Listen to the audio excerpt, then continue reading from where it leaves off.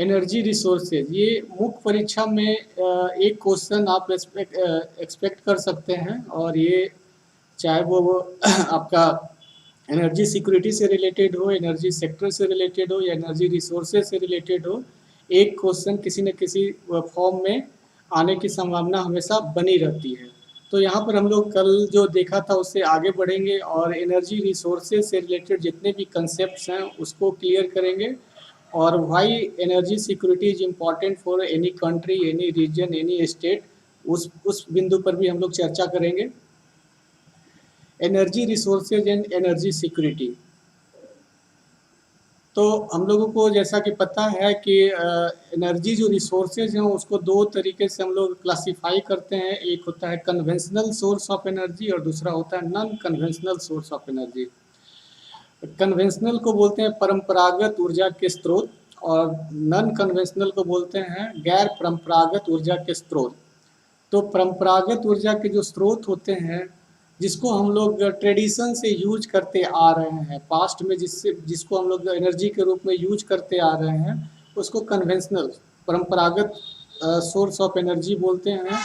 और जो रिसेंटली हम लोग एनर्जी के रूप में जिसको यूज करना शुरू किया है उसको non conventional source of energy बोलते हैं, जो कि रिसेंट टाइम में हम लोग यूज कर रहे हैं।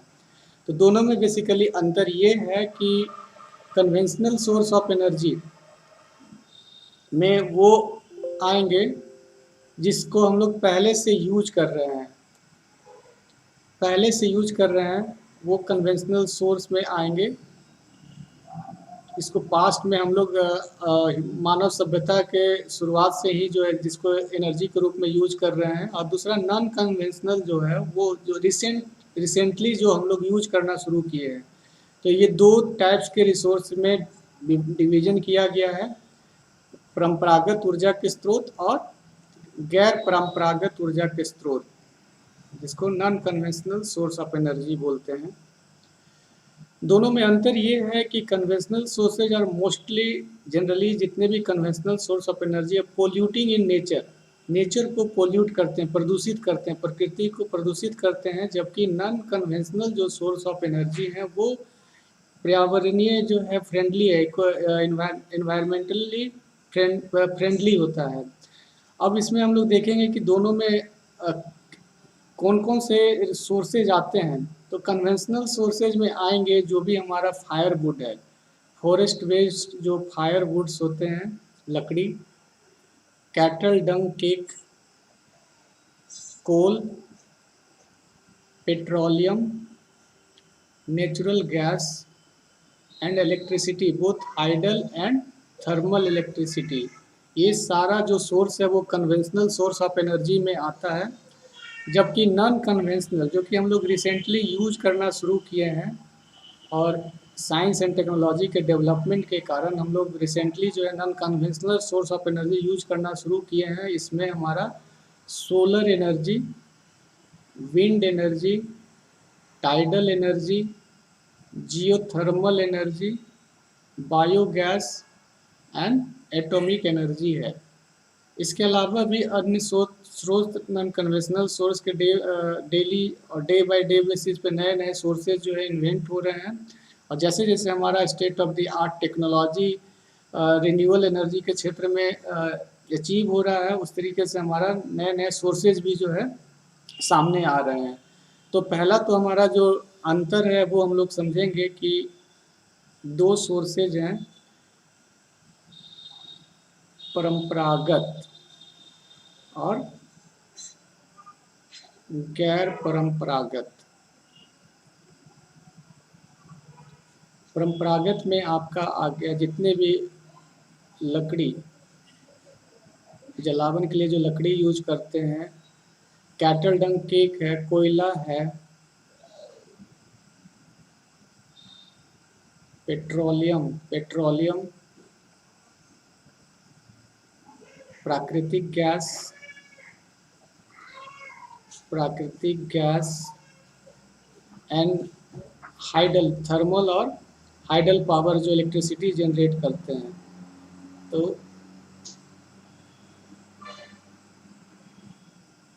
Hydro power and thermal power, ये सारा हमारा परंपरागत ऊर्जा के स्रोत में आते हैं। गैर परंपरागत में हमारा जो आएगा वो सौर ऊर्जा,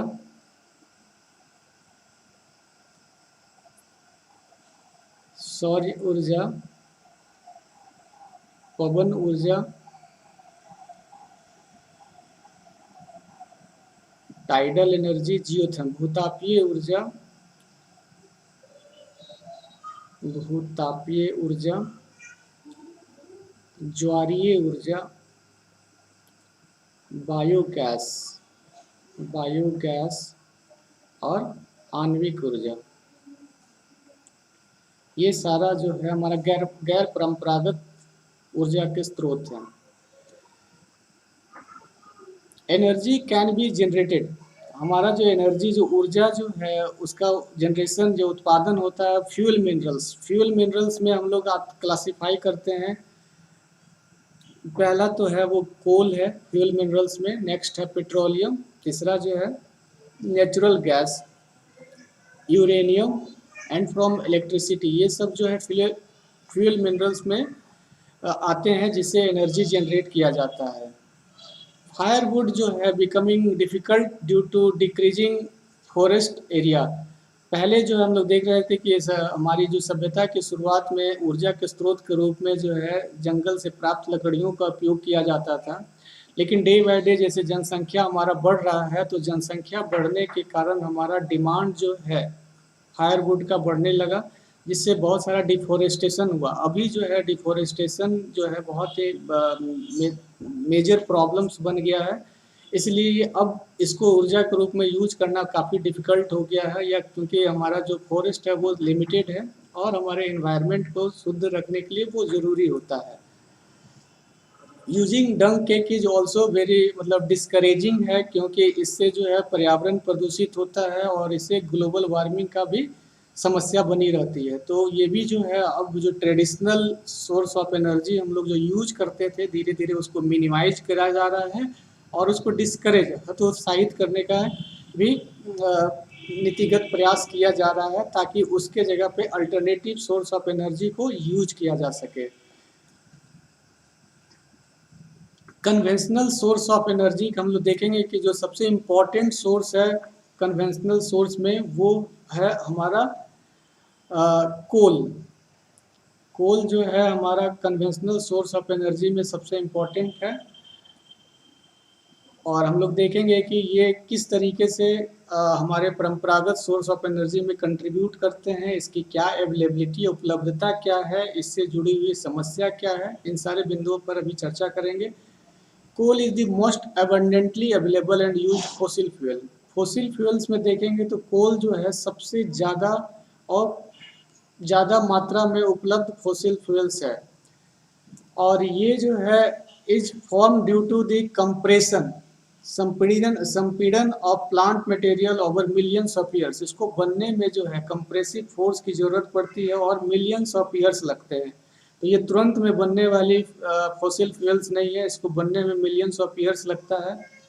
और in India coals occur in rock series of two main geological structure, मतलब इंडिया में जो कोल पाया जाता है वो बेसिकली दो तरीके के जियोलॉजिकल स्ट्रक्चर में जो है मिलता है, और ये जो स्ट्रक्चर है एक है Gondwana rock series, Gondwana rock series जो कि 200 मिलियन ईयर्स पुराना है, and tertiary deposit tertiary rock जो कि 55 मिलियन ईयर ओल्ड है। तो ये दोनों में हमारा कोल का coal as a fossil fuel जो है पाया जाता है। तो यहाँ पे हम लोग देख रहे हैं कि दो तरीके का जो हमारा रॉक सीरीज है जहाँ पे हम कोयला पाया जाता है वो है Gondwana rock series and tertiary rock series. ये दो जो है मतलब रॉक सीरीज है जहाँ पे कोल जो है एबंडेंट मतलब प्रचुर मात्रा में पाया जाता है। टर्शियरी जो है वो रिसेंट है और गोंडवाना जो है ओल्डेस्ट है, पुराना है। कोल इज बल्की मटेरियल, ये बल्कि हैवी होता है और इसको प्रोसेसिंग करने पर ये अपना वेट लूज करता है। और क्योंकि वो जैसे कोल को बर्न करेंगे तो वो एस राख में कन्वर्टेड होगा और उसका वेट है जो कि लूज करेगा। Hence heavy industries and thermal power station are located on a near the coal fields. तो जितने भी एनर्जी के रूप में कोल को यूज कर रहे हैं वैसे इंडस्ट्री जो है रॉ मटेरियल जहाँ पे कोल मिलता है वहीं पे एस्टेब्लिश करते हैं, सो दैट जो है उनका ट्रांसपोर्टेशन कॉस्ट कम हो सके, क्योंकि ये वेट लूज मटेरियल है। कोल जो है वेट लूज मटेरियल है, इसलिए कोल को एनर्जी के रूप में यूज करने वाले इंडस्ट्री जो है वो रॉ मटेरियल जहाँ पर लोकेटेड होता है वहीं पे एस्टेब्लिश किया जाता है। अब हम लोग देखेंगे कि different types of coal India में कितने तरीके के कौन कौन से कोल्स मिलते हैं। टाइप्स ऑफ कोल्स इंडिया में कौन कौन से डिफरेंट टाइप्स ऑफ कोल्स मिलते हैं, तो हम लोग देखेंगे जो पहला है वो पीट जिसको बोलते हैं। पीट जो है ये actually decaying plants in swamp produced, swampy area में जो प्लांट्स जो है जिनका नष्ट होने से जो बनता है वो पीट कहलाता है। इट हैज़ लो कार्बन, इसमें जो कार्बन जो कंटेंट होता है वो लो होता है, कार्बन कंटेंट जो है लो होगा और मॉइस्चर जो है हाई होता है। एंड इसकी जो जलाने के बाद जो है इसकी जो हीटिंग प्रोड्यूसिंग कैपेसिटी है वो भी लो होती है। तो पीट जो है low carbon content, high moisture, उसमें आर्द्रता ज़्यादा होता है, low heating capacity, low heat generate करता है। तो पहला वेराइटी जो इंडिया में पाया जाता है वो पीट है। सेकेंड जो है वो हमारा लिग्नाइट है। Lignite is a low grade coal है ये, इसको ब्राउन कोल भी बोलते हैं। This is also called brown coal and which is soft, ये सॉफ्ट होता है विथ हाई मॉइस्चर, इसमें भी मॉइस्चर कंटेंट जो है हाई होता है। एंड द प्रिंसिपल लिग्नाइट, हमारा जो लिग्नाइट रिजर्व्स है वो नेवेली, नेवेली जो है तमिलनाडु में है। लिग्नाइट के स्रोत मिलते हैं, लिग्नाइट कोल जो है हमारा नेवेली तमिलनाडु में मिलता है। तो यहाँ से क्वेश्चंस है जो कि पूछ सकते हैं प्रीलिम्स में कि लिग्नाइट कोल इंडिया में कहाँ पाया जाता है, तो नेवेली तमिलनाडु में, तमिलनाडु में लिग्नाइट कोल पाया जाता है और इलेक्ट्रिसिटी प्रोड्यूस करने के लिए वहाँ पे इसको यूज किया जाता है। नेक्स्ट जो वेराइटी ऑफ कोल इंडिया में मिलता है वो है बिटुमिनस कोल। ये जो है काफ़ी नीचे बरीड होता है रॉक में और इसमें जो है सब्जेक्ट टू इंक्रीज टेम्परेचर के कारण जो है it is the most popular coal जो कि कॉमर्शियली यूज किया जाता है। तो इंडिया में जो है सबसे ज़्यादा बिटुमिनस वेराइटी के कोल्स है जिसको हम लोग कॉमर्शियली यूज करते हैं और ये ज़मीन के ज़्यादा अंदर पाया जाता है जिसके हाई टेम्परेचर, जैसे जैसे हम नीचे जाते हैं अपने इंटीरियर ऑफ द अर्थ में तो टेम्परेचर हमारा इंक्रीज करता है। तो bituminous coal is buried deep and subjected to increase temperatures. It is the most popular coal in commercial use के लिए सबसे पॉपुलर कोल है। तो ये तीसरा वेराइटी है। और चौथा जो है metallurgical coal is high grade, bituminous coal को मेटलर्जिकल कोल बोलते हैं which has a special value for smelting iron in blast furnace. Iron smelting करते समय जो ब्लास्ट फर्नेस है जिससे गर्म किया जाता है वहाँ पे मेटलर्जिकल कोल यूज करते हैं हम लोग, जो कि बिटुमिनस का ही एक वेराइटी है जिसको हाई ग्रेड बिटुमिनस बोलते हैं। नेक्स्ट जो है लास्ट, हमारा लास्ट वेराइटी कोल है वो है anthracite. Anthracite is the highest quality hard coal है और सबसे उच्चतम और उच्च क्वालिटी गुणवत्ता वाला ये कोल है और इंडिया में ये जो है कम पाया जाता है। बहुत कम ही लोकेशन है जहाँ पे एंथ्रासाइट कोल पाया जाता है। तो इंडिया में सबसे ज़्यादा जो है बिटुमिनस कोल पाया जाता है और सबसे ज़्यादा कॉमर्शियली पॉपुलर भी है। तो टाइप्स ऑफ कोल में हम देखेंगे कि इंडिया में जो है इंडिया में जो कोल्स पाए जा रहे हैं तो पहला जो है हमारा पीट है,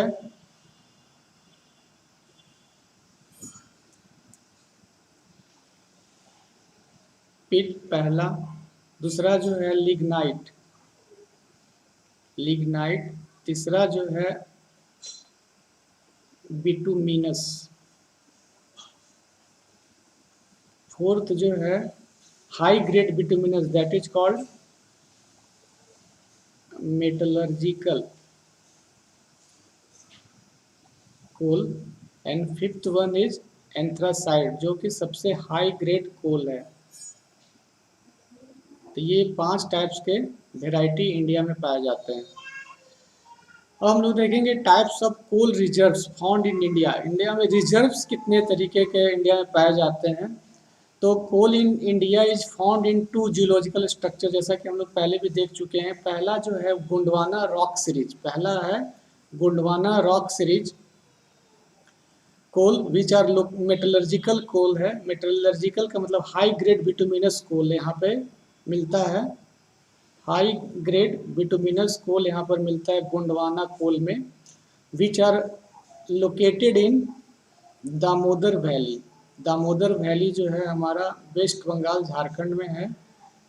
और इसके जो इम्पोर्टेंट कोल फील्ड्स हैं वो है झरिया, रानीगंज और बोकारो कोल फील्ड्स। ये सब गोंडवाना कोल फील्ड्स है जहाँ पर मेटलर्जिकल कोल मतलब हाई ग्रेड बिटुमिनस कोल पाया जाता है। सेकेंड जो जूलॉजिकल स्ट्रक्चर है वो टर्सरी रॉक सीरीज है, जहाँ पर टर्सरी कोल पाया जाता है। और ये बेसिकली जो है नॉर्थ ईस्टर्न स्टेट में पाया जाता है। नॉर्थ ईस्टर्न स्टेट में ये मेघालय में, आसाम में, अरुणाचल प्रदेश, नागालैंड एंड इवन जम्मू कश्मीर में भी जो है टर्सरी कोल पाया जाता है। तो ये क्वेश्चन आ सकता है कि कहाँ कहाँ जो है टर्सरी कोल रिजर्व पाया जाता है। तो नॉर्थ ईस्ट में आपका मेघालय, आसाम एंड अरुणाचल प्रदेश और नागालैंड, और नॉर्थ में हमारा जम्मू एंड कश्मीर में टर्सरी कोल सीरीज का जो है रिजर्व पाया जाता है। तो हमारा जो रिजर्व है इंडिया में वो बेसिकली 2 तरीके का, 2 प्रकार का है। एक है हमारा गोंडवाना कोल और दूसरा है टर्शियरी कोल।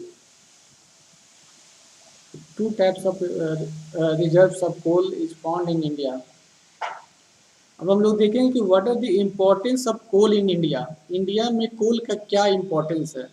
तो सबसे पहले देखते हैं कि it provides about 80% of the total Nations energy needs. हमारा अभी भी जो 80% एनर्जी नीड जो फुलफिल हो रहा है वो कोल से हो रहा है। और कोल जो है हमारे टोटल एनर्जी रिक्वायरमेंट का, नीड का जो है 80% फुलफिल कर रहा है। तो ये वेरी वेरी इंपॉर्टेंट हो जाता है, मोस्ट इम्पॉर्टेंट है हमारे लिए। दूसरा क्या है, it is used for power generation. Power generation के लिए हम लोग अभी मोस्टली जो है कोल का ही यूज करते हैं। तो कोल की अवेलेबिलिटी, कोल की क्वालिटी और कोल का जो है एक्सेसिबिलिटी, ये तीनों चीज़ जो है बहुत ही इम्पॉर्टेंट होते हैं पावर जनरेशन के लिए। तो अभी हम लोग मोस्टली जो पावर जनरेशन के लिए सोर्स ऑफ जो फॉसिल्स फ्यूल यूज कर रहे हैं उसमें कोल जो है टॉप मोस्ट प्रायोरिटी में आता है। नेक्स्ट है, it is use to supply energy to industry as well as for domestic needs also. Coal जो है मतलब इंडस्ट्रियल जो एनर्जी का डिमांड होता है उसको भी फुलफिल करता है, और इवन जो डोमेस्टिक एनर्जी का डिमांड है उसके भी नीड को भी ये फुलफिल करता है। तो ये भी है जो कि कोल के लिए बहुत ही महत्वपूर्ण है। नेक्स्ट है, India is highly dependent on coal for meeting its commercial energy need requirements. India जो है पूरी तरीके से जो कि कहाँ डिपेंडेंट है, अपने कॉमर्शियल एनर्जी रिक्वायरमेंट के लिए कोल पे डिपेंडेंट है। क्योंकि इंडिया का जो टोटल एनर्जी रिक्वायरमेंट है उसका 80% कोल से ही फुलफिल हो रहा है। तो हम लोग बहुत ज़्यादा डिपेंडेंट हैं कोल एनर्जी सोर्स पर। अब हम लोग देखेंगे जो कन्वेंशनल सोर्स ऑफ एनर्जी में जो दूसरा महत्वपूर्ण है वो है हमारा पेट्रोलियम। पेट्रोलियम एंड पेट्रोलियम से रिलेटेड जो भी प्रोडक्ट होते हैं, जैसे पेट्रोल हो गया, डीजल हो गया, किरोसिन हो गया, ये सब पेट्रोलियम प्रोडक्ट के अंतर्गत आएंगे, बाई प्रोडक्ट के रूप में आएंगे, जिसका प्रोसेसिंग करने के बाद अलग अलग टेम्परेचर पे प्रोसेसिंग करने के बाद अलग अलग पेट्रोलियम प्रोडक्ट बनता है। अब हम लोग देखेंगे what are the uses of petroleum in India. India में पेट्रोलियम का क्या क्या यूजेज है। तो यूजेज को हम लोग देखेंगे कि पहला जो यूज है पेट्रोलियम का is the next major energy source, मतलब कोल के बाद जो है सबसे जो महत्वपूर्ण है वो पेट्रोलियम है। कोल के बाद जो सबसे महत्वपूर्ण ऊर्जा का स्रोत है इंडिया में वो है पेट्रोलियम।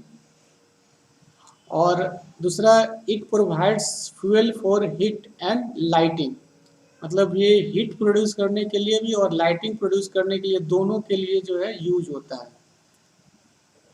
हीट एंड लाइटिंग दोनों को प्रोड्यूस करने के लिए यूज होता है। नेक्स्ट है, it is used as lubricants for machinery. Petroleum product जो होता है वो लुब्रिकेंट के रूप में भी यूज किया जाता है। और लुब्रिकेंट एक इम्पॉर्टेंट है, कोई भी मशीनरी में फ्रिक्शन को कम करने के लिए लुब्रिकेंट की आवश्यकता होती है, और पेट्रोलियम बाई प्रोडक्ट के रूप में लुब्रिकेंट्स जो है मशीनरी में यूज किया जाता है। इसके अलावा it is raw materials for a number of manufacturing industries. Petroleum जो है बहुत नंबर ऑफ इंडस्ट्री के लिए रॉ मटेरियल भी प्रोवाइड करता है। पेट्रोलियम एंड पेट्रोलियम से रिलेटेड जो बाई प्रोडक्ट्स होते हैं वो बहुत सारे इंडस्ट्री के लिए रॉ मटेरियल का काम करता है, मतलब कच्चा माल या कच्चे पदार्थ के रूप में यूज किया जाता है। नेक्स्ट है, petroleum refineries act as a nodal industry for synthetic textile, fertiliser and numerous chemical industries. ये पेट्रोलियम रिफाइनरीज यहाँ पर होता है, वहाँ पे बहुत सारे प्रोडक्ट जो हैं बाई प्रोडक्ट के रूप में बनते हैं, और ये एक नोडल इंडस्ट्री है। Nodal industry for synthetic textile, synthetic textile के लिए फर्टिलाइजर जो बनता है उसका by product, numerous chemical industry, जितना भी कॉस्मेटिक्स के आइटम्स होते हैं वो सब, ये बहुत सारे बाई प्रोडक्ट्स जो हैं पेट्रोलियम के द्वारा बाई प्रोडक्ट के रूप में हम लोगों को प्राप्त होता है। तो ये बहुत सारे इंडस्ट्री का ये नोडल इंडस्ट्री है, इसके कारण बहुत सारे सब्सिडियरी इंडस्ट्री भी उसके नीड, ये जो रॉ मटेरियल का नीड है वो डिमांड फुलफिल हो पाता है। तो हम लोग देखेंगे कि इंडिया में इम्पोर्टेंट ऑयल फील्ड्स कहाँ कहाँ है, कहाँ कहाँ जो है पेट्रोलियम रिलेटेड जो भी हमारा पेट्रोल डीजल ये सब जो उपलब्ध हो पाता है, कहाँ कहाँ ऑयल फील्ड्स है। तो ये हम लोग देखेंगे कि इंडिया में जो ऑयल फील्ड्स है बेसिकली ये 3 इम्पॉर्टेंट एरिया में मिलता है। पहला जो है हमारा 63% of India's petroleum production, India का टोटल पेट्रोलियम प्रोडक्शन का 63% जो है हमारा मुंबई हाई से प्राप्त होता है। मुंबई हाई जो है एक आइलैंड है जो कि off the coast of Mumbai है, वहाँ से हमारा 63% जो है और हमारा पेट्रोलियम जो है प्रोड्यूस होता है। तो ये सबसे हमारा नंबर 1 मोस्ट इम्पॉर्टेंट है, जहाँ से सबसे ज़्यादा पेट्रोलियम जो है प्रोड्यूस किया जा रहा है। नेक्स्ट जो है 18% कम्स फ्रॉम गुजरात। गुजरात का जो important area Ankleshwar, Ankleshwar is the most important field of Gujarat, मतलब oil field of the Gujarat, जहाँ से इंडिया का टोटल एनर्जी प्रोडक्शन का 18% प्रोड्यूस होता है। और जो लास्ट है वो सबसे ओल्डेस्ट है, और अभी वहाँ पे प्रोडक्शन कम है, मात्र 16%, इंडिया का टोटल प्रोडक्शन का 16% फ्रॉम आसाम से प्रोड्यूस हो रहा है। और यहाँ पे जो इम्पोर्टेंट ऑयल फील्ड है वो है दिग्बोई, दिग्बोई, नाहरकटिया, मोरान, हुग्रीजान, ये जो है इम्पोर्टेंट ऑयल फील्ड्स है जो कि आसाम में स्थित है। तो यहाँ पर हम लोग देख रहे हैं कि हमारा जो ऑयल फील्ड्स है इंडिया का जो ऑयल फील्ड्स है उसमें 3 इम्पोर्टेंट है। पहला जो है हमारा मुंबई हाई, सेकेंड जो है हमारा गुजरात, और थर्ड जो है हमारा आसाम। ये 3 एरिया जो है हमारे लिए इम्पोर्टेंट है जहाँ पे पेट्रोलियम का रिजर्व्स जो है पाया जाता है। और इसमें जो सबसे ज़्यादा है वो नंबर 1 मुंबई हाई है जहाँ पे 63% ऑफ टोटल, उसके बाद गुजरात है जहाँ पे ये सेकेंड रैंक पे है जहाँ पे 18% ऑफ टोटल, और ये आसाम जो है थर्ड रैंक पे है जहाँ पे 16% ऑफ द टोटल, और Mumbai high 63% of the total. इस तरीके से पेट्रोलियम रिजर्व अवेलेबल है।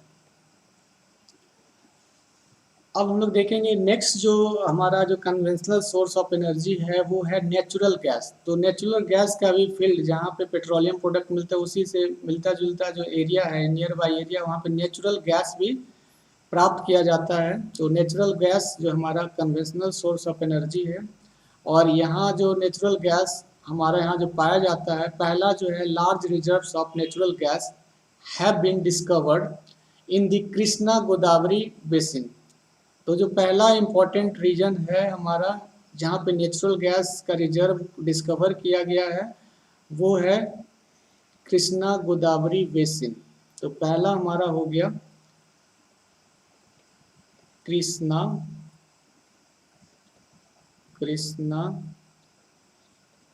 गोदावरी बेसिन। यहाँ पर जो है लार्ज अमाउंट में जो है नेचुरल गैस को रिजर्व को डिस्कवर किया गया है। सेकेंड जो है Mumbai high and the gulf of Cambay. Second जो इम्पोर्टेंट रीजन है जहाँ पे नेचुरल गैस डिस्कवर किया गया है या जहाँ पे पाया जाता है वो है हमारा मुंबई हाई। मुंबई हाई हम लोगों को पता है कि यहाँ पे पेट्रोलियम भी सबसे ज़्यादा परसेंटेज में मिलता है। और दूसरा है गल्फ ऑफ कैम्बे, खंबात की खाड़ी, जो कि गुजरात में है। तो ये दो जगह पे हमारा नेचुरल गैस जो है लार्ज रिजर्व पाया जाता है। तीसरा है Andaman and Nicobar islands are also important area having large reserves of natural gas. तो अंडमान एंड निकोबार एरिया का जो आइलैंड है, ये आइलैंड वहाँ पर भी हमारा लार्ज रिजर्व नेचुरल गैस का पाया गया है। तो नेचुरल गैस का जो रिजर्व है पहला जो है कृष्णा गोदावरी बेसिन, दूसरा है हमारा Mumbai high and gulf of Cambay, Khambhat की खाड़ी, और तीसरा जो है अंडमान एंड निकोबार आइलैंड। ये थ्री इम्पोर्टेंट एरिया है, रीजन्स है, फील्ड्स है जहाँ पे नेचुरल गैस के रिजर्व पाया जाता है। नेक्स्ट हम लोग देखेंगे कि असम इज द ओल्डेस्ट, जैसा कि हम लोग देख रहे हैं कि Assam is the oldest oil producing state of India. सबसे पुराना जो हमारा ऑयल प्रोड्यूसिंग स्टेट है वो असम है। और natural gas is used as a source of energy as well as an industrial raw material in the petrochemical industry. तो petrochemical industry जो बेसिकली जो है पेट्रोलियम इंडस्ट्री से प्राप्त जो बाय प्रोडक्ट होते हैं उसको जो as a raw material use करता है। तो हमारा सारा का सारा जो पेट्रोकेमिकल इंडस्ट्री है पूरी तरीके से वो पेट्रोलियम और उससे जुड़े बाय प्रोडक्ट पे डिपेंड करता है। अब हम लोग देखेंगे कि हमारा जो गैस का जो ट्रांसपोर्टेशन है from one place to another place जो हो रहा है वो पाइपलाइन, गैस पाइपलाइन के थ्रू होता है। तो गैस पाइपलाइन भी जिस तरीके गैस जब प्रोडक्शन एरिया से जो है कंजम्पशन एरिया तक सप्लाई करने के लिए गैस पाइपलाइन बिछाने की आवश्यकता पड़ती है। और हमारे यहाँ एक जो महत्वपूर्ण गैस पाइपलाइन है वो HBJ जिसको बोलते हैं Hazira Vijaypur Jagdishpur gas pipeline, Hazira Vijaypur Jagdishpur gas pipeline, इसको HBJ गैस पाइपलाइन बोलते हैं। और ये जो है 1700 किलोमीटर लॉन्ग है। और ये मुंबई हाई से बसीन एक आइलैंड है, मुंबई हाई से बसीन प्रोवाइड गैस टू दी, ये फर्टिलाइजर इंडस्ट्री को, पावर इंडस्ट्री को और other industrial complex in western and northern India को गैस जो है नेचुरल गैस जो है प्रोवाइड करता है। तो यहाँ से बहुत सारे क्वेश्चन आ सकते हैं कि पहला क्वेश्चन है कि इसका लेंथ कितना है। तो इसका इनिशियल जो लेंथ है वो 1700 किलोमीटर है। इसको HBJ गैस लाइन बोलते हैं। ये मुंबई हाई से बसीन हाई जो है उसको लिंक करता है। और ये fertiliser industry, power industry and industrial complexes को जो है नेचुरल गैस सप्लाई करता है। The power and fertilizer industries are the key user of natural gas। सबसे ज़्यादा जो नेचुरल गैस यूज हो रहा है वो है हमारा fertiliser, power industry and fertiliser industry में सबसे ज़्यादा नेचुरल गैस का यूज किया जा रहा है। अगर हम लोग देखते हैं तो हम लोग कल भी देखे थे कि per capita consumption of electricity is considered as an index of development. Per capita कितना ज़्यादा इलेक्ट्रिसिटी का कंजम्पशन हो रहा है वो हमारा इंडेक्स ऑफ डेवलपमेंट है। और हम लोग इस बेसिस पे देखेंगे कि कौन सा स्टेट जो है per capita consumption of electricity में नंबर 1 है, 2 है, 3 है। उसी तरीके से अगर हम इंट्रा स्टेट में देखेंगे तो कौन सा डिस्ट्रिक्ट जो है पर कैपिटा इलेक्ट्रिसिटी कंजम्पशन में हाईएस्ट है और कौन लोएस्ट है। Electricity is generated mainly in two ways. दो तरीके से हमारे यहाँ होता है। पहला हाइड्रो टर्बाइन, मतलब हाइड्रो टर्बाइन का मतलब होता है ऊपर से वाटर जो है टर्बाइन पे गिरता है जिसके कारण वो रोटेट होता है। और दूसरा जो है जिसके इससे जो हाइड्रो इलेक्ट्रिसिटी डेवलप होता है। और दूसरा जो है हमारा कोल बर्निंग के द्वारा, पेट्रोलियम या नेचुरल गैस के द्वारा जो है थर्मल पावर जनरेट होता है। तो हमारे यहाँ बेसिकली दो इम्पोर्टेंट सोर्स ऑफ इलेक्ट्रिसिटी है। इलेक्ट्रिसिटी इलेक्ट्रिसिटी हमारे यहाँ दो इम्पोर्टेंट सोर्स हैं। एक है हमारा थर्मल थर्मल इलेक्ट्रिसिटी और दूसरा है hydro electricity. Hydro electricity thermal का कंट्रीब्यूशन ज़्यादा है, हाइड्रो का इन कंपेरिजन थर्मल बहुत ही कम है। इसके अलावा जो हमारा है यूरेनियम एंड थोरियम, जो बहुत ही स्ट्रेटजिक रिसोर्सेज में आता है। यूरेनियम एंड थोरियम जो है स्ट्रेटजिक रिसोर्सेज में आता है और इसका जो रिजर्व है हमारा यहाँ वो झारखंड राज्य में पाया जाता है and Aravalli ranges of Rajasthan. Aravalli ranges of Rajasthan. तो यूरेनियम एंड थोरियम। थोरियम जो है हमारा केरला में भी मोनाजाइट सैंड में पाया जाता है।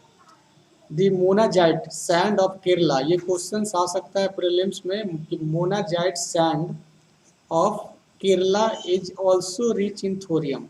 Also rich in thorium. Monazite sand of Kerala is also rich in thorium. तो पूछ सकता है कि मोनाजाइट सैंड किस राज्य में पाया जाता है, तो ये केरला में पाया जाता है। तो uranium and thorium are important source of electricity production.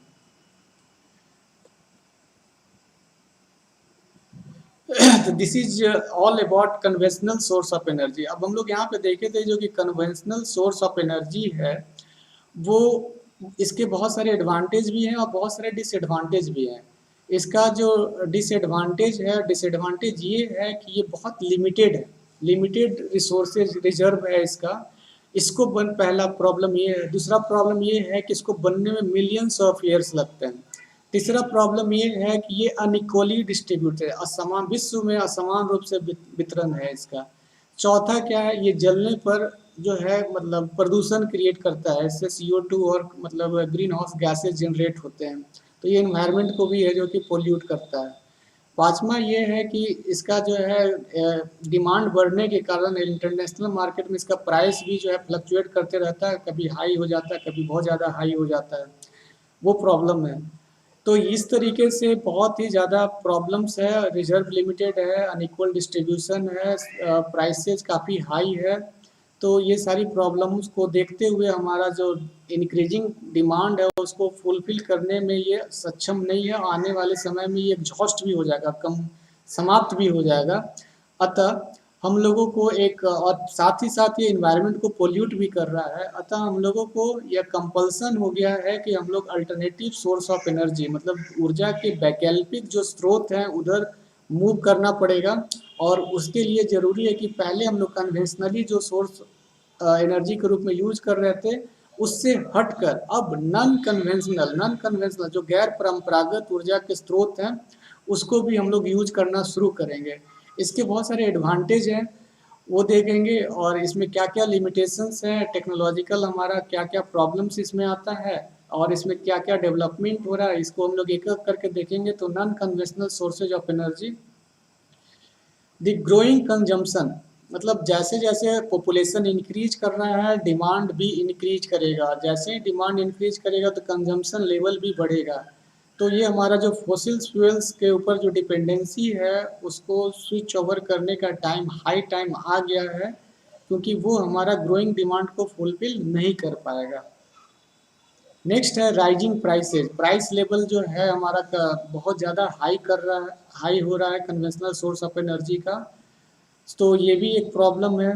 Next problem है कि शॉर्टेज इन द सप्लाई, ये जो है लिमिटेड है और इसके जो रिसोर्स रिजर्व्स हैं वो भी लिमिटेड है, तो इसका जो सप्लाई है वो भी शॉर्टेज हो जाता है, जिसके कारण क्या है कि हमारा जो एनर्जी की सिक्योरिटी होती है वो हैम्पर होता है और एनर्जी इनसिक्योर मतलब फील करते हैं। तो ये हमारा जो है एनर्जी सिक्योरिटी को जो है पूरी तरीके से इंश्योर नहीं कर पा रहा है।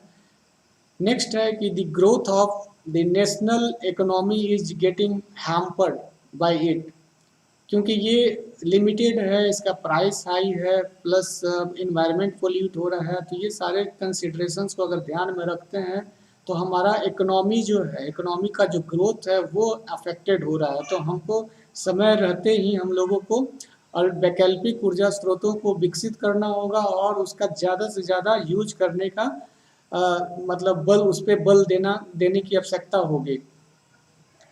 इसके अलावा more over increasing use of fossils fuels also, जितना ज़्यादा हम लोग कन्वेंशनल सोर्स ऑफ एनर्जी जो फॉसिल्स फ्यूल्स हैं, ये कोल, पेट्रोलियम, नेचुरल गैस, ये सब वुड्स वगैरह यूज करेंगे, उतना ज़्यादा हमारा इन्वायरमेंटल प्रॉब्लम होगा। और environment is very very important. Environment जो है इंडिस्पेंसेबल है, जिसके बिना काम ही नहीं चल सकता है। इन्वायरमेंट जो है हम लोगों को pure air, pure water, pure food provide करता है।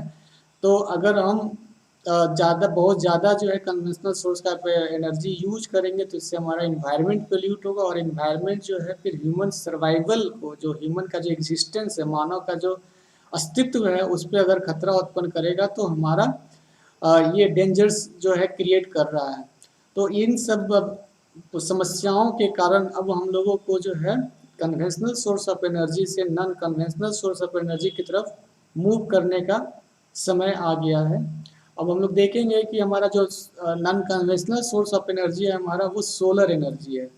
सोलर एनर्जी जो है right from the beginning, civilisation के शुरू से ही हम लोग को एनर्जी इससे प्राप्त हो रहा है, लेकिन हम लोग जो है इसको डायरेक्ट इलेक्ट्रिसिटी प्रोडक्शन के लिए या मल्टीपर्पस यूज के लिए यूज करने में ये रिसेंट डेवलपमेंट है।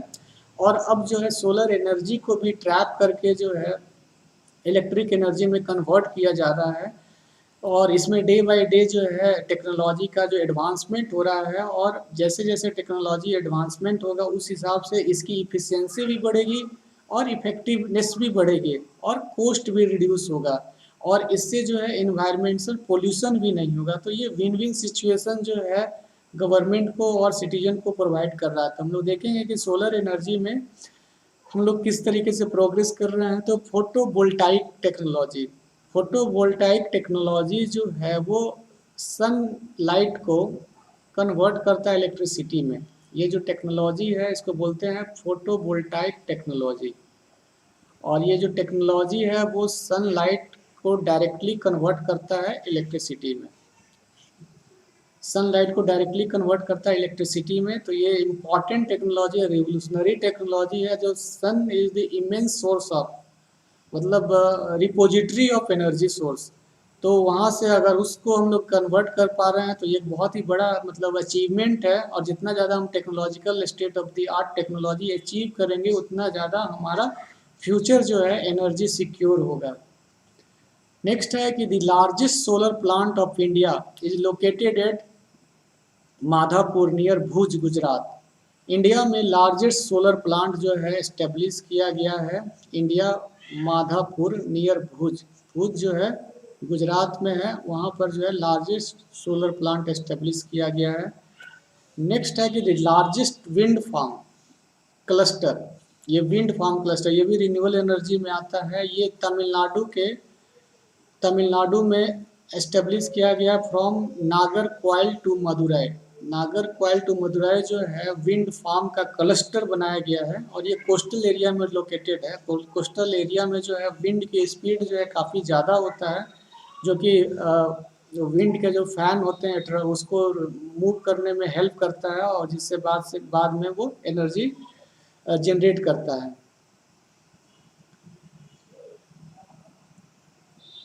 हमारे कंट्री में लार्ज पोटेंशियल है यूजिंग सोलर एनर्जी का। वाई हमारा कंट्री, हमारे देश में जो है सोलर सौर ऊर्जा का यूज करने की बहुत सारी संभावनाएं हैं। तो क्या संभावना है? तो पहला संभावना ये है कि ये जो है हमारा ट्रॉपिकल कंट्री है। ट्रॉपिकल कंट्री जैसा कि हम लोग ज्योग्राफी में देखे हैं कि यहाँ पे जो सोलर रेडिएशन की जो इंटेंसिटी है, इंसोलेशन का, सूर्य ताप की जो इंटेंसिटी है वो ज़्यादा होती है और ये सरप्लस में होता है थ्रू आउट द ईयर। और क्लाउड कवर जो है वो कम होता है, therefore it has enormous possibility of tapping solar energy. क्योंकि हम लोग ट्रॉपिकल रीजन में विषुवतीय प्रदेश में आते हैं तो वहाँ पे सोलर सन का जो सोलर रेडिएशन है वो ज़्यादा अचीव होता है, तो हमारे यहाँ पॉसिबिलिटी ज़्यादा है कि हम लोग सोलर जो रेडिएशन है उसको टैप करके सोलर एनर्जी में कन्वर्ट कर पाएँ। What are the immediate benefits of using solar energy? तो सोलर एनर्जी वो सारे बेनिफिट्स होंगे जो कि हमारे non conventional source of energy के होते हैं। पहला है कि solar energy is fast becoming popular. धीरे धीरे ये बहुत ज़्यादा पॉपुलर हो रहा है रूरल और रिमोट एरिया में, जहाँ पे हमारा जो है ट्रेडिशनल या कन्वेंशनल सोर्स ऑफ इलेक्ट्रिसिटी का जो है ट्रांसमिशन और डिस्ट्रीब्यूशन पॉसिबल नहीं हो पा रहा है, वहाँ पर भी जो है सोलर एनर्जी या सोर्स ऑफ इलेक्ट्रिसिटी के रूप में जो है रूरल रिवोल्यूशन की दिशा में जो है प्रयास कर रहा है। नेक्स्ट है solar energy is use to sterilise milk cans. Sterilise करने के लिए भी सोलर एनर्जी का यूज किया जाता है। नेक्स्ट है use of solar energy will be able to minimise the dependency of rural households on firewood.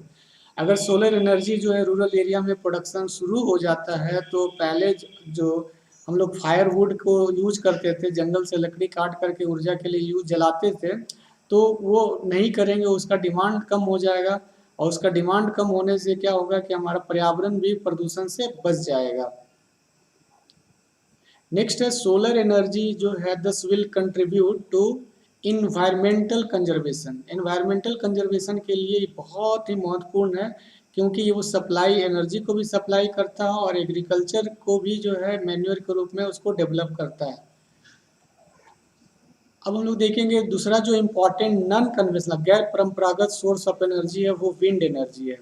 तो विंड एनर्जी जो है ये इंडिया में इसलिए भी इम्पोर्टेंट है कि हमारे यहाँ जो लार्ज एरिया जो है कोस्टल एरिया है, कोस्टल एरिया में जो है हमारा सी ब्रिज, ऑनशोर सी ब्रिज चलता है। आइलैंड एरियाज है वहाँ पे विंड एनर्जी क्या विंड फार्म इस्टेब्लिश करने का, विंड फार्म क्लस्टर इस्टेब्लिश करने का काफ़ी ज़्यादा स्कोप होता है और वो विंड के द्वारा भी हम लोग इलेक्ट्रिसिटी जनरेट करना शुरू कर दिए हैं। इसका जो सबसे इम्पॉर्टेंट पॉइंट है कि wind energy is absolutely pollution free, inexhaustible. ये इनऑब्जेस्टिबल, ये कभी भी ख़त्म नहीं होने वाला एनर्जी सोर्स है, पोल्यूशन फ्री एनर्जी सोर्स है। और द परमानेंट विंड सिस्टम्स, हमारा जो विंड सिस्टम है वो परमानेंट है कि सालों भर चलता है। हम लोग देख चुके हैं कि विंड जो है तीन तरीके का विंड होता है। जैसे हम लोग क्लाइमेटोलॉजी में पढ़े हैं कि विंड जो है एक प्राइमरी विंड होता है, एक प्राइमरी विंड्स हुआ, प्राइमरी विंड्स को बोलते हैं परमानेंट भी विंड बोलते हैं, प्लानिटरी विंड भी बोलते हैं, प्रिवेलिंग विंड भी बोलते हैं। तो जो कि सालों भर किसी एक ही दिशा में चलता है और सालों भर एग्जिस्ट करता है, पूरे प्लैनेट पे चलता है, इसलिए इसको प्लानिटरी विंड भी बोलते हैं। दूसरा जो विंड है वो सेकेंडरी विंड है।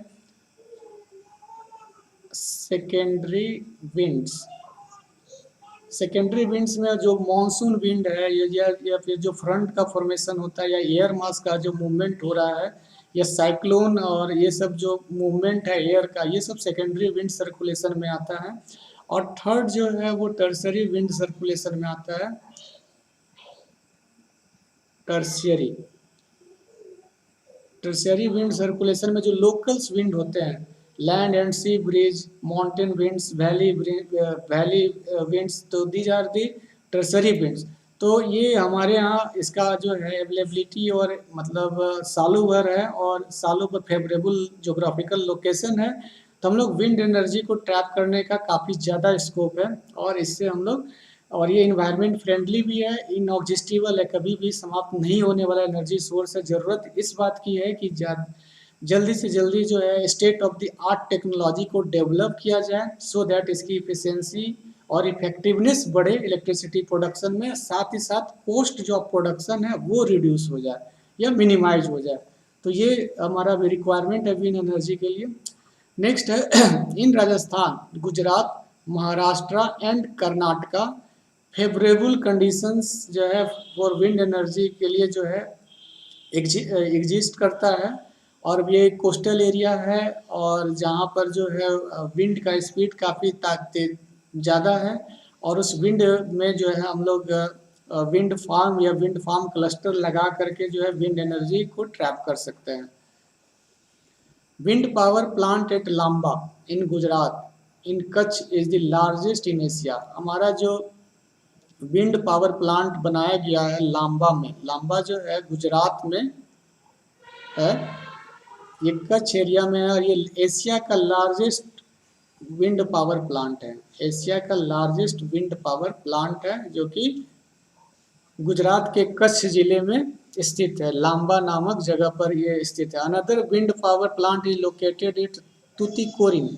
तुतिकोरिन जो है तमिलनाडु में है, यहाँ पर भी विंड पावर प्लांट एस्टेब्लिश किया गया है। नेक्स्ट जो कन्वेंशनल सोर्स ऑफ एनर्जी है वो टाइडल एंड वेव एनर्जी है। टाइडल ज्वारीय ऊर्जा उसको बोलते हैं। तो हम लोग देखते हैं कि जो कोस्टल एरिया होता है वहाँ पे टाइड्स आते हैं। टाइड्स मतलब लंबे लंबे ऊंचे ऊंचे वेव्स आते हैं। तो वेव्स जो फॉर्म ऑफ एनर्जी, और उस वेव से हाई एम्पलीट्यूड वाले वेव से भी हम लोग एनर्जी ट्रैप करने का टेक्नोलॉजी हम लोगों के पास आ गया है। और हम लोग जो है लिमिटेड लेवल पर ही सही लेकिन लोकलाइज्ड ही सही, बट हम लोग टाइडल एंड वेव एनर्जी भी जनरेट करना शुरू कर दिए हैं। पहला है oceanic tides can be use to generate electricity which is known as tidal energy. जो टाइड्स और वेव को हम इलेक्ट्रिसिटी जनरेट करने के लिए जो यूज करते हैं उसको टाइडल एनर्जी बोलते हैं। और in India the gulf of Kutch, in India gulf of Kutch ideal condition for utilising tidal energy. Gulf of Kutch जो है हम लोग देखेंगे कि इंडिया में जो ये इस तरीके से अगर ये इंडिया है तो गल्फ ऑफ कच्छ, खंबत, ये सब जो है पोटेंशियल साइट्स है टाइडल एनर्जी जनरेट करने का। नेक्स्ट है ocean currents are the storehouse of large energy. Ocean current जो होते हैं वेव के रूप में जनरेट होता है, और वेव जो है सोर्स ऑफ एनर्जी है। और large tidal waves are known to occur along the western coast of India. India का जो वेस्टर्न कोस्ट है वहाँ पे लार्ज टाइडल वेव्स जनरेट होते हैं। तो वहाँ पे जो टाइडल एनर्जी ट्रैप करने का, कन्वर्ट करने का और या जनरेट करने का स्कोप भी उतना ज़्यादा है। Hence, India has great potential for the development of tidal energy along the western coast में इंडिया का टाइडल एनर्जी डेवलप करने का सबसे ज़्यादा पोटेंशियल है। तो हम लोग है जो कि इसमें अगर मेंस मुख्य परीक्षा में क्वेश्चन आता है तो इंडिया का मैप बना देंगे, मैप बना करके दिखा देंगे कि जो कोस्टल एरिया है वहाँ कच्छ का, खाम्बत का, हमारा ये कोस्टल जहाँ पे टाइड्स आते हैं, जहाँ जहाँ टाइड्स आते हैं वो that is the potential sites from where tidal energy can be generated. Next है जियोथर्मल एनर्जी। जियोथर्मल बोलते हैं भूतापीय, भूगार्भिक ऊर्जा, मतलब जो एनर्जी है उसको हम लोग इलेक्ट्रिसिटी में कन्वर्ट करने का जो टेक्नोलॉजी है उसको जियोथर्मल एनर्जी बोलते हैं। Geothermal energy refers to the heat and electricity produced by using the heat from the interior of the earth। Interior of, जैसा कि हम लोग देखे हैं कि अर्थ का जो इंटीरियर है, अर्थ का जो इंटीरियर है सेंटर में, तो जैसे जैसे हम लोग सरफेस से सेंटर की ओर जाते हैं अर्थ का टेम्परेचर जो है वो इंक्रीज करता है। तो अगर वहाँ से कोई भी सोर्स ऑफ एनर्जी है, फिशर है या कोई रप्चर है जहाँ से निकल रहा है, तो उस मतलब जो इंटीरियर ऑफ द अर्थ का जो हीट है उसको ट्रैप करके हम लोग जियोथर्मल एनर्जी में कन्वर्ट करते हैं। जियोथर्मल एनर्जी से फर्दर हम लोग इलेक्ट्रिसिटी में इसको कन्वर्ट करते हैं। When the magma from the interior of the earth comes out of the surface, tremendous heat is released। और ये जो हीट रिलीज होता है उस हीट को जो है सक्सेसफुली टैप किया जाता है और कन्वर्ट किया जाता है इलेक्ट्रिकल एनर्जी में कन्वर्ट करते हैं। The hot water that gushes मतलब जो बाहर निकलता है through the geyser wells is also use in generation of thermal energy.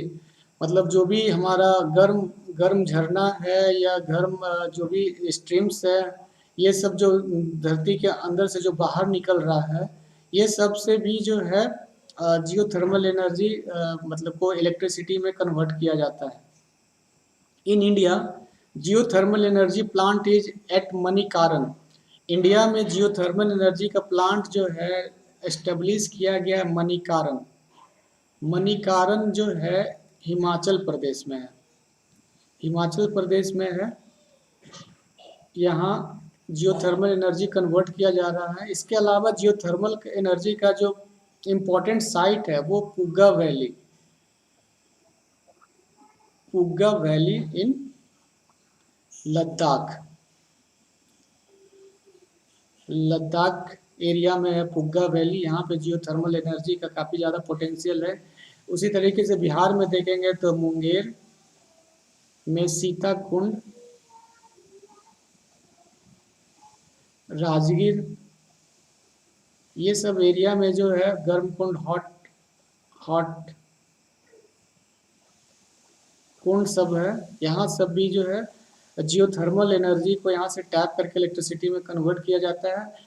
Actually problems जो non conventional source of energy को इलेक्ट्रिसिटी में कन्वर्ट करने का ये है कि हम लोग को अभी टेक्नोलॉजी जो है इनिशियल स्टेज में है और हम लोग जो है इसमें प्रोग्रेस कर रहे हैं। R&D रिसर्च एंड डेवलपमेंट भी किया जा रहा है और ये रिसर्च एंड डेवलपमेंट में जितना ज़्यादा प्रोग्रेस होगा, जितना स्टेट ऑफ द आर्ट जो न्यू इनोवेटिव टेक्नोलॉजी हम लोग एक्वायर करेंगे, उतना ज़्यादा हम लोग इस तरीके के जो रिन्यूअल सोर्स ऑफ एनर्जी है या non conventional source of energy है, गैर परंपरागत ऊर्जा के जो स्रोत हैं, उसको हम लोग इलेक्ट्रिसिटी में कन्वर्ट कर पाएंगे। और जैसे जैसे हमारे पास टेक्नोलॉजी आएगी, हमारी एफिशिएंसी और इफेक्टिवनेस भी बढ़ेगा और कॉस्ट ऑफ प्रोडक्शन भी कम होगा और ये सस्ता होगा। जब सस्ता होगा तो इसका यूटिलाइजेशन भी लार्ज स्केल पे होगा और ये हमारा लार्जर डिमांड को फुलफिल कर पाएगा।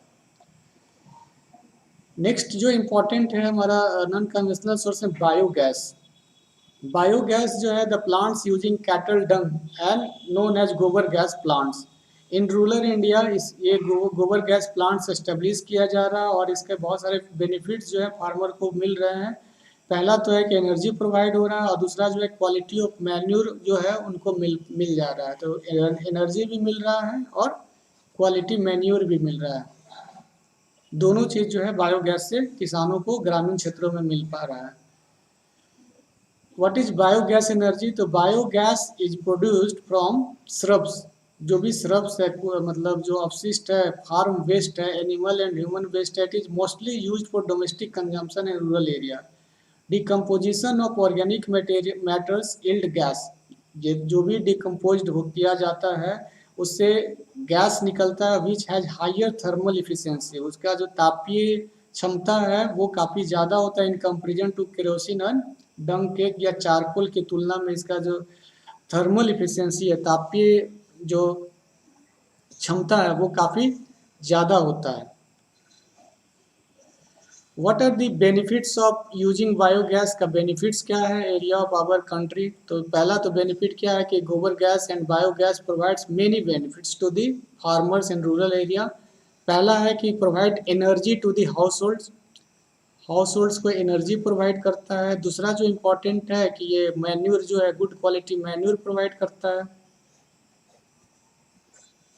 इसलिए भी ये इम्पोर्टेंट है। Biogas is by far the most efficient use of cattle डंग। मतलब जो गोबर है उसका सबसे इफिशियंट यूज जो किया जा सकता है वो बायोगैस के प्रोडक्शन के रूप में किया जा सकता है। It also prevents the loss of trees and manure due to burning of fuel wood and cow dung cakes. कहने का मतलब है कि ये जो है सब्सिट्यूट कर रहा है कि हमारे फायर वुड को अब हम लोग यूज नहीं कर रहे हैं as a source of energy, अब उसके जगह पे हम लोग बायोगैस यूज कर रहे हैं। इसके अलावा बायोफ्यूल भी जो है बायोफ्यूल तो बायोफ्यूल में एक होता है बायो इथेनॉल, इथेनॉल, एक होता है बायोडीजल,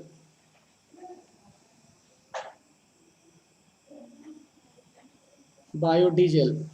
तो ये दोनों जो है वो plants, there are 200 numbers of plants जो है जिनसे हम लोग एनर्जी के रूप में जो है बायोफ्यूल प्राप्त करते हैं। उसमें जेट्रोपा जो है one of the important trees है जिससे हम लोग बायोफ्यूल प्राप्त करते हैं। तो ये बायोफ्यूल भी जो है इसको बोलते हैं एनर्जी क्रॉप भी बोलते हैं। तो हमारे पास जो भी लैंड जो है, जो बैरन लैंड है या जो फिर अबंडेंट लैंड है, या उस लैंड पर जो है हम लोग बायोफ्यूल जो है मतलब जेट्रोपा या उस तरीके का प्लांट जो एनर्जी क्रॉप बोलते हैं उसका कल्टीवेशन करके हम लोग एनर्जी प्रोड्यूस कर सकते हैं। ये भी जो है ग्रीन मतलब environment friendly source of energy है। अब हम लोग को यहाँ देखना है कि दोनों both source, conventional source of energy और कन्वेंशनल सोर्स ऑफ एनर्जी और non conventional source of energy, दोनों का जो है कंजर्वेशन करने की ज़रूरत है। कंजर्वेशन इसलिए करने की ज़रूरत है कि हमारा पॉपुलेशन, चाहे वो हमारे कंट्री का हो चाहे वर्ल्ड का हो, डे बाय डे वो इंक्रीज कर रहा है, एक्सपोनेंशियली इंक्रीज कर रहा है। उसी हिसाब से हमारा इकोनॉमी भी इंक्रीज कर रहा है। Economy whether it is in primary sector की इकोनॉमी हो, सेकेंडरी सेक्टर की इकोनॉमी हो या फिर टर्सरी सेक्टर की इकोनॉमी हो, इसमें ग्रोथ हो रहा है। तो जितना ज़्यादा ग्रोथ होगा उतना ज़्यादा एनर्जी का डिमांड क्रिएट होगा, और जितना ज़्यादा एनर्जी का डिमांड क्रिएट होगा तो हम लोग जब पहले ही देख चुके हैं कि जो कन्वेंशनल सोर्स ऑफ एनर्जी है वो लिमिटेड है, अनइक्वली डिस्ट्रीब्यूटेड है, एग्जॉस्टिबल है, समाप्त हो जाएगा, सीमित मात्रा में है, असमान वितरण है, पर्यावरण भी प्रदूषित हो रहा है। तो इसको प्रिजर्व करने की ज़रूरत है सो दैट जो है मतलब फ्यूचर जनरेशन के लिए इसको बचा कर रख सके, इन्वायरमेंट को भी क्लीन रख सके। साथ ही साथ जो हमारा non conventional source of energy है, जो रिन्यूएबल एनर्जी है, वो हमारा अभी उस लेवल पे उसका डेवलपमेंट नहीं है जिससे हम लार्ज स्केल पे, मास लेवल पे अपने सारे नीड को फुलफिल करने के लिए इसका प्रोडक्शन कर पाएँ। तो डे बाय डे या धीरे धीरे प्रोग्रेसिवली जो है ग्रेजुअली हम लोग जो है non conventional source of energy को डेवलप कर रहे हैं। जैसे जैसे हम लोग इसको ज़्यादा डेवलप करेंगे उससे वैसे हमारी इफ़िशियंसी भी बढ़ेगी, हमारी इफेक्टिवनेस भी बढ़ेगी और कॉस्ट कटिंग भी जो है हो पाएगा। तो consumption of energy in all forms has been steadily rising. सभी तरीके का जो एनर्जी का कंजम्पशन है वो इंक्रीज कर रहा है, और India is presently one of the list energy efficient, मतलब ये हम लोग बहुत लिस्ट एनर्जी इफिशिएंट कंट्री में आते हैं जो कि एनर्जी का मिसयूज कर रहे हैं, करेक्टली एनर्जी यूज नहीं करते हैं। स्टेप्स टू कंजर्व, हम लोग एनर्जी कंजर्व करने के लिए क्या कर सकते हैं, एनर्जी रिसोर्सेज को कंजर्व करने के लिए क्या कर सकते हैं। तो पहला, we must use public transport. हम लोग क्या देखते हैं कि सभी लोग प्राइवेट व्हीकल रखते हैं और एक कार पे एक ही आदमी जो है ऑफिस जा रहा है। तो रैदर देन जो है सिंगल और इंडिविजुअल यूज की बजाय हम लोग पब्लिक ट्रांसपोर्ट सिस्टम का यूज करेंगे तो इससे बहुत ही ज़्यादा एनर्जी का सेविंग होगा। जैसे हमारा जो मेट्रो रेल हो गया या पब्लिक जो पैसेंजर रेल हो गया या फिर बस ट्रांसपोर्ट सिस्टम है, ये सब पब्लिक ट्रांसपोर्ट सिस्टम है। अगर उसको हम लोग डेली कम्यूटर्स ऑफिस आने जाने के लिए यूज करेंगे तो इससे बहुत ज़्यादा एनर्जी सेविंग होगा। दूसरा क्या है, switching off electricity, electricity when not in use. अगर इलेक्ट्रिसिटी है और अगर उसको यूज नहीं कर रहे हैं तो उसको स्विच ऑफ कर देना चाहिए। दिस इज द मतलब गुड प्रैक्टिसेज है, मतलब एक तरीके से एनर्जी एफिशिएंसी को बढ़ाने के लिए एनर्जी में गुड प्रैक्टिसेज है कि अगर इलेक्ट्रिसिटी अगर यूज नहीं कर रहे हो तो उसको स्विच ऑफ कर दें। Using power saving devices and using non conventional sources of energy. हम लोग भी जो भी गजेट्स यूज कर रहे हैं या जो भी इलेक्ट्रॉनिक अप्लाइंसेज यूज कर रहे हैं उसमें पावर सेविंग डिवाइसेज को भी यूज करें सो दैट जो कि एनर्जी का कंजम्पशन कम हो। अभी बहुत सारे जैसे फ्रिज हो गया, एसी हो गया, एयर कंडीशन हो गया, उस सब में पावर सेविंग डिवाइसेज लगने शुरू हो गए जिससे एनर्जी का कंजम्पशन कम होता है। इसके साथ साथ हम लोगों को कन्वेंशनल सोर्स ऑफ एनर्जी से ज़्यादा फोकस जो है non conventional source of energy पे ध्यान देना होगा। और ऐसा एक रिसर्च में पाया गया है कि यूएसए में टोटल इलेक्ट्रिसिटी कंजम्पशन का अराउंड 40% इलेक्ट्रिक कंजम्पशन जो है वो डोमेस्टिक पर्पस के लिए हो रहा है। डोमेस्टिक पर्पस के लिए होता है, और इसको मिनिमाइज किया जा सकता है, इसको कम किया जा सकता है। और इसके लिए जो आया है, ग्रीन बिल्डिंग का कंसेप्ट आया है। ग्रीन बिल्डिंग का कंसेप्ट है। ग्रीन बिल्डिंग का ये बोलता है कि आप बिल्कुल जो बिल्डिंग बनाएंगे, चाहे आप रहने के लिए हाउस बनाइए, होम बनाइए, हॉस्पिटल्स बनाइए, आप जो है एयरपोर्ट बनाइए, लाइब्रेरी बनाइए, कॉलेज बनाएंगे, यूनिवर्सिटी बनाएंगे, एनी काइंड ऑफ बिल्डिंग्स आप अगर कंस्ट्रक्ट कर रहे हैं तो वो ग्रीन बिल्डिंग होगा। Environment friendly, eco friendly, energy efficient जो है बिल्डिंग होगा। और इसमें जो है हम लोग डिजाइनिंग से डिजाइनिंग से डिजाइनिंग से लेकर कंस्ट्रक्शन कंस्ट्रक्शन और फाइनल स्टेज तक सारे लेवल पर जो है हम लोग जो भी एनर्जी इफिशिएंट और इन्वायरमेंट फ्रेंडली जो भी पैरामीटर्स हैं उसको अडॉप्ट करते हैं। जैसे हम लोग सपोज कीजिए कि अगर डिजाइनिंग कर रहे हैं अपना बिल्डिंग बनाने का, तो हम लोग इस बात का ध्यान रखेंगे कि दिन में जो है प्रॉपर सनलाइट आए। तो सनलाइट आएगा तो हम लोगों को लाइट जलाने की आवश्यकता नहीं पड़ेगी। प्रॉपर एरेशन हो, मतलब हवा का जो है वेंटिलेशन प्रॉपर हो, ताकि जो है वो गर्म ना हो। तीसरा चीज़ ये है कि हमारा रूफ का जो है, रूफ पे जो है मतलब टॉप में जो है सोलर पैनल लगा दिया है, ग्राउंड वाटर रिचार्ज कर रहे हैं, एनर्जी इफिशिएंट बना रहे हैं, इंसुलेटिंग वॉल लगा दे रहे हैं जिससे आपका हीटिंग नहीं हो रहा है। तो हीटिंग अगर नहीं होगा तो एसी लगाने की ज़रूरत नहीं होगी। तो इस तरीके का मतलब बिल्कुल environment friendly, energy efficient, eco friendly जो बिल्डिंग्स बनाए जाते हैं उसको ग्रीन बिल्डिंग कहते हैं। और इससे भी जो है एनर्जी कंजम्पशन जो है मोर देन 50% आप कम कर सकते हैं। Conservation of energy resources, every sectors of the national economies, whether agriculture हो, प्राइमरी सेक्टर हो, या फिर हमारा इंडस्ट्री सेक्टर हो, commercial inputs of energy is required. Energy जो है बिना एनर्जी के कोई भी सेक्टर ऑफ इकोनॉमी जो है हमारा ग्रो नहीं करेगा, चाहे वो प्राइमरी सेक्टर हो, प्राइमरी, सेकेंडरी, टर्शियरी। ये सभी को ड्राइव करने के लिए एनर्जी जो है एक ड्राइविंग फोर्स है, एक इंजन ऑफ ग्रोथ है। एनर्जी जो है बिना एनर्जी के ना प्राइमरी सेक्टर में ग्रोथ कर सकते हैं, ना सेकेंडरी में कर सकते हैं, ना टर्सरी में कर सकते हैं। ये प्री रिक्विजिट है, प्री रिक्विजिट और इंडिस्पेंसेबल है, इसलिए ये बहुत प्रीसियस है, बहुत वैल्यूबल है। इसलिए इसको कंजर्व करने की आवश्यकता है, ज़रूरत है, और अल्टरनेटिव सोर्स ऑफ एनर्जी की तरफ मूव करने की ज़रूरत है। सो दैट है जो कि हम लोग एनर्जी को सेव कर सकें और फ्यूचर के लिए इसको यूज कर सकें। और इसी को जो है हम लोग एनर्जी डेवलपमेंटल प्लान बनाते समय अब एनर्जी रिसोर्सेज को भी ध्यान में रख रहे हैं, और किस तरीके से एनर्जी को कंजर्व किया जा सकता है। एनर्जी कंजर्वेशन पे फोकस है, एनर्जी मैनेजमेंट पे फोकस है, एनर्जी इफिशिएंट एनर्जी के प्रोडक्शन पे फोकस है, और लार्जर मतलब जो अल्टरनेटिव सोर्स ऑफ एनर्जी को ज़्यादा से ज़्यादा डेवलप करने के पे फोकस किया गया है। तो इस तरीके से हम लोग देख रहे हैं कि मतलब पूरा का पूरा जो एनर्जी रिसोर्सेज है ये हम लोगों को एनर्जी सिक्योरिटी प्रोवाइड करता है। What is energy security? हम लोग देखेंगे कि एनर्जी सिक्योरिटी जो है, एनर्जी सिक्योरिटी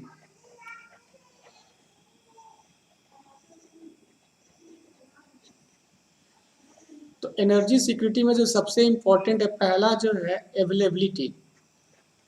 अवेलेबिलिटी, एनर्जी की अवेलेबिलिटी आपके पास है या नहीं है। तो पहला जो आप इंश्योर करेंगे वो है अवेलेबिलिटी, उपलब्धता को इंश्योर करेंगे। उपलब्धता को तभी इंश्योर कर पाएंगे जब आप इसका प्रोडक्शन करेंगे, इसका उत्पादन करेंगे। उत्पादन कैसे करेंगे? तो एक है जो कि परंपरागत, और दूसरा गैर परंपरागत। दो तरीके से उत्पादन करेंगे। उत्पादन कैसे बढ़ेगा? तो जितना ज़्यादा इसमें डेवलपमेंट होगा, टेक्नोलॉजिकल डेवलपमेंट होगा, उतना ज़्यादा जो है इसका उत्पादन बढ़ेगा। तो पहला जो है अवेलेबिलिटी। दूसरा जो हमारा है एक्सेसिबिलिटी, ये सभी घर तक बिजली जो है, पावर, इलेक्ट्रिसिटी, एनर्जी पहुँचे, ये पहुँच को इंश्योर करेंगे कि सभी घरों तक ये पहुँच पाए। इसके लिए ज़रूरी है कि डिस्ट्रीब्यूशन, ट्रांसमिशन एंड डिस्ट्रीब्यूशन, संचरण एवं इसका वितरण को जो है इंश्योर करना पड़ेगा। और तीसरा जो इम्पोर्टेंट है,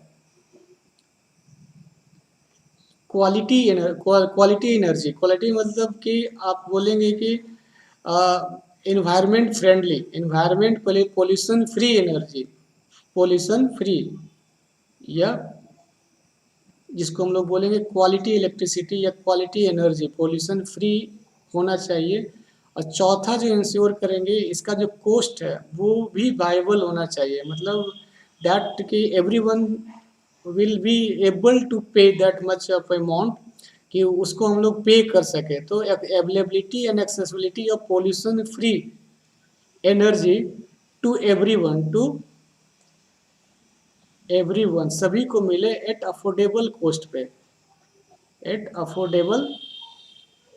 पे, प्राइस पे मिले, इसी को हम लोग एनर्जी सिक्योरिटी बोलेंगे। और इस एनर्जी सिक्योरिटी के लिए जो है हम लोग बहुत सारा प्रयास कर रहे हैं, कन्वेंशनल जो है उसमें कर रहे हैं, नॉन कन्वेंशनल में कर रहे हैं, गवर्नमेंट बहुत सारा प्रयास कर रहा है, पब्लिक का सिटीजन के लेवल पे किया जा रहा है, ग्लोबल लेवल पे किया जा रहा है, नेशनल लेवल पे प्रयास किया जा रहा है, हमारा स्टेट रीजनल लेवल पे किया जा रहा है, डिस्ट्रिक्ट लेवल्स पे है, लोकल्स लेवल्स पे है, और इवन इंडिविजुअल लेवल्स पर भी ये प्रयास किया जा रहा है। और ये प्रयास इसलिए भी इम्पोर्टेंट है कि ये इकोनॉमी का या कोई भी सेक्टर हो, इकोनॉमिक सेक्टर हो, सोशल सेक्टर हो, या फिर टेक्नोलॉजिकल सेक्टर हो, इंफॉर्मेशनल सेक्टर हो, सारे सेक्टर का विकास जो है डिपेंड कर रहा है एनर्जी पे। जब तक एनर्जी सप्लाई है तब तक ये सारे क्षेत्र का विकास होगा। एनर्जी सप्लाई जैसे ही बंद होगा, ये सारा डेवलपमेंट जो एक बार में ही रुक जाएगा। तो ये कांस्टेंट इसकी सप्लाई ज़रूरी है, और इसीलिए जो एनर्जी सिक्योरिटी की आवश्यकता होती है। अभी हम लोग एनर्जी इनसिक्योर्ड हैं, तो एनर्जी सिक्योरिटी की तरफ बढ़ रहे हैं, और इसी दिशा में सरकार जो है बहुत सारे एफर्ट्स कर रहे हैं, बहुत सारे स्कीम्स बना रहे हैं, बहुत सारे प्रोजेक्ट्स हैं, बहुत सारा जो है पॉलिसी गाइडलाइन बनाया गया है, मिशंस बनाए गए हैं, जिसके तहत जो है एनर्जी सिक्योरिटी को अचीव करने का, इंक्लूसिव बनाने का सरकार के द्वारा प्रयास किया गया है। तो ये टॉपिक जो है फिनिश हो गया है। अब हम लोग इसमें देखेंगे कि इस टॉपिक से किस किस तरीके से क्वेश्चंस आता है। अगर आपकी अंडरस्टैंडिंग या कंसेप्चुअल अंडरस्टैंडिंग इस टॉपिक पे बिल्कुल क्लियर है, तो किसी भी तरीके से अगर क्वेश्चंस आता है, चाहे वो स्टेट पीसीएस में हो या फिर यूपीएससी सिविल सर्विस में हो, तो आप बहुत ही इफेक्टिवली बहुत अच्छा आंसर फ्रेम कर पाएंगे। और अब हम लोग थोड़ा सा इसमें भी देखेंगे प्रीवियस ईयर्स के जो क्वेश्चंस पेपर्स हैं, उसको देखेंगे कि किस तरीके के क्वेश्चंस आ रहे हैं, और उसको किस तरीके से अप्रोच करना है, किस तरीके से एग्जाम्पल और कंटेंट को और एग्जाम्पल और केस स्टडी से, फ्लो चार्ट से, मैप से उस आंसर को कैसे सब्सटेंशिएट करना है, सो दैट आपका जो आंसर स्क्रिप्ट हो वो स्कोरिंग हो। तो हम लोग सब पहला काम करेंगे कि पहले इस टॉपिक का जिस्ट बना लेंगे, और फिर according to need of the question जो है फिर आंसर राइटिंग का प्रैक्टिस करेंगे। Thank you.